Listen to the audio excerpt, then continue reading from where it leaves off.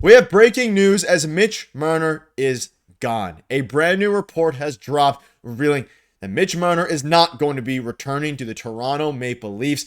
This changes everything for the Toronto Maple Leafs future. And folks, it is over. We're going to break down this report, discuss what it means going forward, as this genuinely changes everything for this team. We also have some other updates surrounding what implications this has, because more reports have dropped following this one. There's a ton to stay tuned for. You don't want to stay tuned to the end of the video. But before we get into it all, if you're a part of the percentage who aren't subscribed to the channel, this is the place to be for daily Leafs content. Your guys' support's been unbelievable. There's going to be a ton of moves coming, so make sure to hit that subscribe button. Thank you guys again for continued support. Darius, gonna be honest, this came out of nowhere. Now, obviously, we figured that Mitch Marner wasn't going to be returning to Toronto. We expected Elliot Friedman, Darren Dreger, someone to get the first scoop out of nowhere today, the day where we're talking about Joe Bowen's last year as a Maple Leaf, as the announcer, all these different things. We get this bombshell of a report, not from David Pagnotta, but from Andy Strickland. We'll dive into who that is in a minute here, but he is a reputable reporter. I believe now he's a St. Louis Blues reporter. Used to have some ties with the Leafs. He is reliable and reputable. 11 minutes ago, getting you guys the news as soon as it comes out, can confirm that Mitch Marner will not be returning to Toronto. He will be playing for a new team come next season. Now, this is crazy. So there's clearly either a couple options here. Darren Ferris's camp could have leaked this to Andy Strickland. I also want to give the benefit of the doubt. There is a chance that the Leafs camp leaked this to Andy Strickland and said, okay, we know that we're not going to be matching his offer. We're not going to be bringing him back next year. Regardless, and of course, there will be, I assume, reports in the coming days from, Leafs reporters, Friedman, stuff like that. We'll see how things unfold here. But we just confirmed, according to Andy Strickland, 60,000 followers. We've heard of him before if you've been around, the channel just in general. I can't imagine he'd lie about this. He is gone. Won't be returning to Toronto. And I don't know. I'm in a little bit of shock right now. I figured this news is going to come in a few weeks, not 2 weeks before it opens up.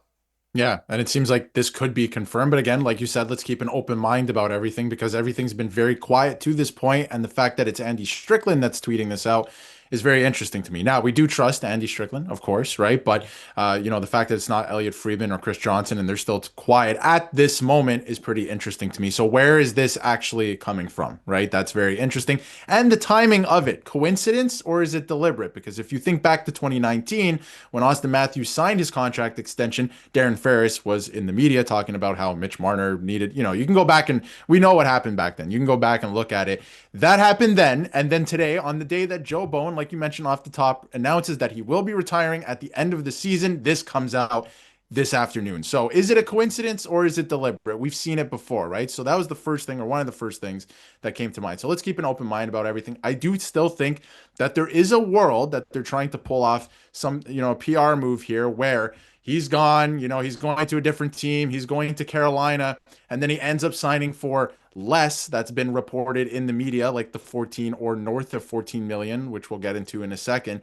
Ends up signing for less with the Toronto Maple Leafs. So then he becomes the good guy again, the hero. Oh, he signed for less. He wants to be here, right? So I still feel like there is, there could be something to that as well. So again, let's keep an open mind about it. But at the end of the day, I do think that there is something to this. I do feel like he won't be a Toronto Maple Leaf, whether it's from the team or he himself. So everything, it's pretty interesting right now. There's a lot of moving pieces. And, now I feel like this opens a door for John Tavares and some of the other moves to get done if this is the case. I'm just curious about, where this has actually come from. And the timing of everything is just really weird. Yeah, and I'm gonna believe him here. I don't imagine he would say this without being almost, unless you're, scenario it could happen. I'm almost being sure. There's also a flurry of reports that came out, which we'll dive into in a minute here, leading up to this report, even today. Like, the number that Mitch Marner is going to get from from other teams, according to reporters, is astronomically high. Like, it is at an extremely high level.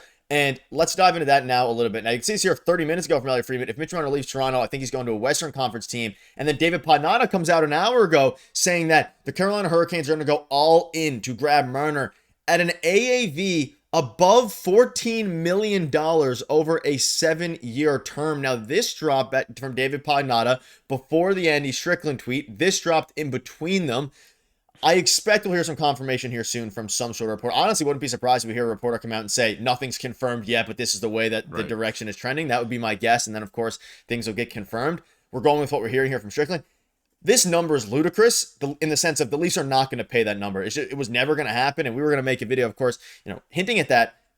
and then he comes out and says that he won't be returning to Toronto. My guess is honestly that I wouldn't be surprised if this is from the Leafs side and saying, okay, listen, we're gonna get ahead of this now. We are not gonna be paying Mitch Marner $14 million. And it seems that there was, a change of mindset here. Maybe it was either Tavares or Marner. And I think if you watch, we had some videos coming out even yesterday. Marner or John Tavares now wanting, a bit more money than $5 million according to Frank Savalli. We had that, of course, this morning, or Pierre LeBrun, whoever it was. Sorry.